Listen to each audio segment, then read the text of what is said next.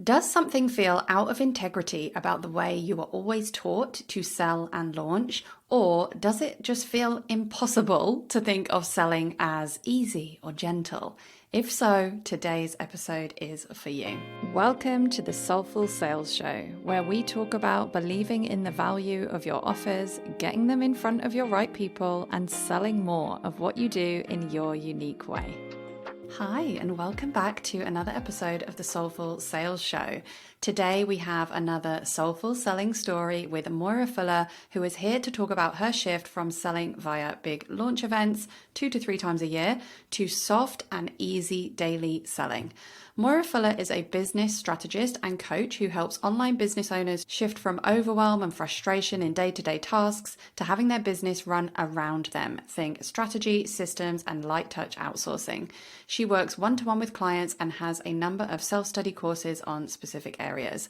I love what Moira shared about the mindset shifts that led to a real practical difference in the way she is selling, and that allows her to do it all in a way that now feels in integrity with her values and who she is. So enjoy this conversation. So beyond the official bio, would you be able to just introduce you and your work and maybe even how you came to do what you do in your business? Yeah, of course. So, hi everyone, I'm Moira Fuller. I'm a business strategist and systems coach, and I help people who are overrun with the day-to-day things in their business, feeling really overwhelmed, put in the strategies, systems, light touch outsourcing, so their business runs more around them rather than them doing all the things. So how I came to that, our organizations always kind of run through my veins. I used to be an event manager at an exhibition centre in the UK, then went on to manage a venue up in Yorkshire where I'm now based. But had that kind of call to do my own business. So launched and grew a subscription box business. Grew that from literally packing the boxes on our kitchen table to multi-six-figure turnover, and then sold that business. And then alongside it was teaching people how to launch and grow a subscription box business as well. So I had that kind of background in running these different businesses, both as the day job and then running my own businesses. And through all of it, systems were the thing that kept things ticking over and allowed me to move further than I might have done if I wasn't ready to, release some of those bitty things that we can hang on to for a little bit too long. So when I've been supporting people, when I've been helping people, that's the bit I just kept coming back to. So decided to focus entirely on doing that because it makes such a significant difference to everything else we do in the business. How we spend our time is how we have our lives, how our businesses run, and what we're capable of doing within them. So true. So true. Thank you for sharing that. So today specifically, we're going to talk about how you sold, I guess, in your previous business and this business.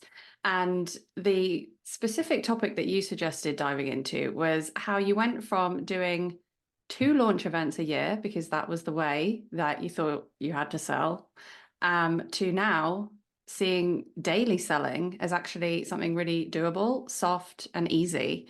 So can you tell us a little bit about, maybe a little bit more about like why the 2 launch events a year and how it felt when you were selling that way? Yeah, so I'm thinking specifically here of when I was teaching people how to grow a subscription box business. That I had a course. It was a kind of A to Z course on how to launch and grow your business, and I went through one of those big programs that we all probably know of that teaches you how to create a course and how to sell that course. And there are a number of them, so not going to point anyone out individually because I have done various trainings in this vein where it is fairly like do this, do this, do this. These are the steps.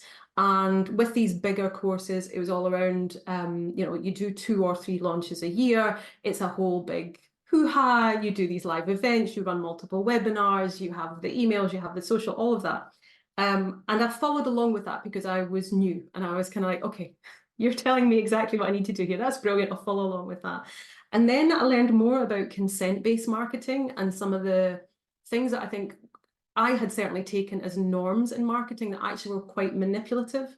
And the more I became aware of that, the more I kind of questioned what I'd just taken as follow the rule book to be more, okay, but how do I feel about that? Now I understand a little bit more about what's going on under the surface here. How do I feel about that? How do I feel about this one? And in a way that kind of turned me off selling entirely. Aside from the roller coaster aspect of launching, where you have this intensity, everything is riding on these 2 or 3 launches a year, compared to being in a place where you can be welcoming money into your business all the time. So, as I say, I kind of had a bit of a rethink on marketing in general, selling in general, about the time I pivoted my business from doing the subscription box stuff to what I'm doing now with the systems and strategy. And I found it very hard to get going again with selling because I was just questioning everything and questioning how it felt to sell and whether it felt in integrity, and just kind of really reviewing all of it. And discovered Soulful Sales Society about that time, which was just such a blessing. And I think it almost came into my life and I was meant to be in it when I came across and discovered it, because it was helping me to understand that selling could be soft. In the past, selling had felt like something quite rigid, like there was a brittleness to it.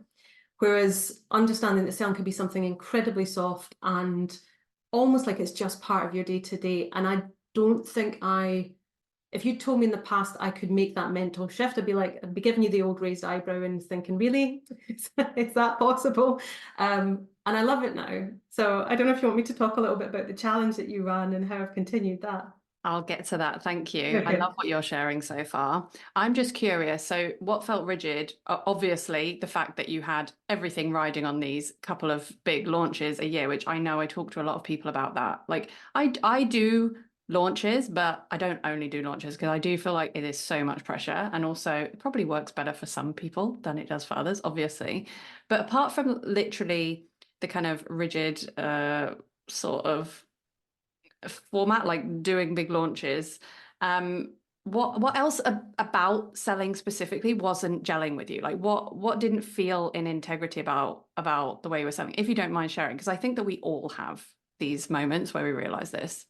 Yeah, I think selling felt like going into character. Like it didn't feel like it was an extension of me and how I show up. It was like, okay, now I'm going to go into this selling mode and follow these steps. I think some of the things that maybe fell out of integrity, and partly it's stuff that I recognized I was taught, and partly was recognizing ways I had been sold to that really didn't feel comfortable. So the way that immediately comes to mind is, as part of the webinars, you go, okay, so you have 2 paths ahead of you. Path A if you do this, or path B if you buy my widget and then you do that. And I think so many people have been taught that. And it's not taking into mind the complexity of us as human beings, and actually there's a lot more than 2 paths Yeah. available to us to get somewhere. Or I was in a membership, not membership, a kind of a mastermind group where they actually said later on in the training that in the group that they know that after about 3 months, people are in in a good place within that 12-month program. So at 3 months, they did a lot of launching stuff to sign up for your second year. And I did that. And that afterwards, I was like, I shouldn't have, it was too early. But the fact they actually said, we know that after 3 months, people are at a high point, that's when we then sell year 2 with like all these shiny things that you can get if you join in, just felt super manipulative. And even though I got a huge amount of the training, I did not like that aspect of being sold to, particularly when I realized there was an underlying decision-making process behind that. And I think that just got me questioning all aspects of selling, and where was I learning things that were manipulative that I just thought were the industry norms. Yeah, and I'm not surprised that you went through this phase where you just totally, I can't remember how you described it, but like lost your drive to be selling. Because I think I can relate to this, like doing things myself and then seeing it in like once you see something and you can't unsee it, it shifts everything and it takes some time to figure it out. So let's talk about that process of figuring out. I mean, obviously you said you came into the membership and things started to shift, and in a way that past you would never have thought that you would feel the way that current you feels about selling. What did shift for you? What helped you to feel more confident selling in a more authentic, I guess, way to you? I think it was partly practical and partly mindset. On the mindset part, it was the training you have on connecting with the why you're doing the thing. It's that thing from feeling like by selling, you are saying to other people, hey, give me money. Buy my widget, give me money. Everything I'm doing here is about me having money in my bank account. And that can feel super uncomfortable in so many ways. And actually seeing selling more as this is a value exchange. I am here to help you. There are various ways you can work with me and get help from me, from free things to paid for things. And really tapping into the transformation and the support I give people, so that when I'm coming to selling, it's not like buy my widget. It's like, oh my goodness, I can help you so much with this. Here's how we can work together. Mm-hmm. So that was a fundamental shift. And seeing, like, it's quite difficult to say without kind of having that click in your brain how that shifted past me to current me in terms of my thinking around selling. But it just suddenly felt softer. It's less about me and money. It's more about who am I working with. And yes, I make money so I can have a living, like, of course. But it's more about that value exchange, and very much then more about the person I'm supporting rather than about me. And that just made it feel so much easier. Oh, yeah, so important. And practically speaking, what does soft, easeful, daily type selling actually look like for you? Yeah, so the thing I love most about the idea of daily selling, so there's a challenge that you ran for, it was sell every day for a month. And I approached it because I'd done ones you'd done before, like sell every day for a week. I was like, great. Particularly if they coincided with a launch I was already planning to do. It's like like a mini launch. But the sell every day for a week, it was like, okay, I can think of 7 things or 5 things to do if I'm doing working days. Sell every day for a month just was like, oh, that's a different thing entirely. And what I really like about that is that you cannot then be out and shiny. You know, I'm an introvert. I love people, but I'm an introvert. I can't be out and shiny every single working day because that's just not the way I'm wired. What I loved about that was it encouraged me to think about the days when I feel like I've got more out energy. Like, okay, great, I'm writing some emails, or I'm recording some stuff, or I'm doing things that are more visible in the world. And the days where I'm maybe not in that kind of energy, I can do more behind the scenes stuff, like set up a tripwire page or apply for some bundles, the kind of things you can do, you know, while you're having a cup of tea, and it just feels much easier. And having that variety as well, like you have that 50 different ways to sell. And it's just so fun to go through that because you start to see it in a much broader way than just emails, social, sales pages. Like there's so many different things we can do to sell. And it's that compounding effect of having all those different things in place just brings more people into your world and helps them see the different ways they can work with you. Yeah, I think it's like a mindset shift that then shows you practical ways. It once you have that mindset shift, more opportunities are presented to you to sell. Like you just see them, you just notice them and can implement them. And yeah, that's what I see in everyone doing this challenge. And that's how I definitely sell in my own business as well. I'm curious, because of your expertise with like all things systems and all of that, how do the systems support you to sell regularly? I have, so you have and then this is a very soft system, but you have a sheet, which is a kind of like, here's your prompt sheet for every day. And I have that tab permanently open. And that little nudge to my brain every day, I look at it and go, oh, yeah, I'm supposed to sit. What can I do today to say, oh, I can do this thing, or I've done this thing already. That's helpful. With marketing, like I will have a whole marketing system to do with basically capturing ideas, repurposing content, and an easy way to take a kind of glimmer of an idea, capture it, and then turn it into a piece of content that either you can use or you can delegate to one of your team to use. So I have that system in place already. And I think it's also layering in systems, particularly within your website, where people come in and find you, they maybe sign up for a freebie, and then you're kind of taking them into this ecosystem of how they can work with you. And that can seem like a big old mighty project, but actually it's just about like, oh yeah, I could do this today. Oh yeah, I can put a pop-up on this. Oh yeah, I could do this thing over here. So the systems aspect of selling is, I think, both the kind of outward marketing. You can have a whole system for that. Is something that I have.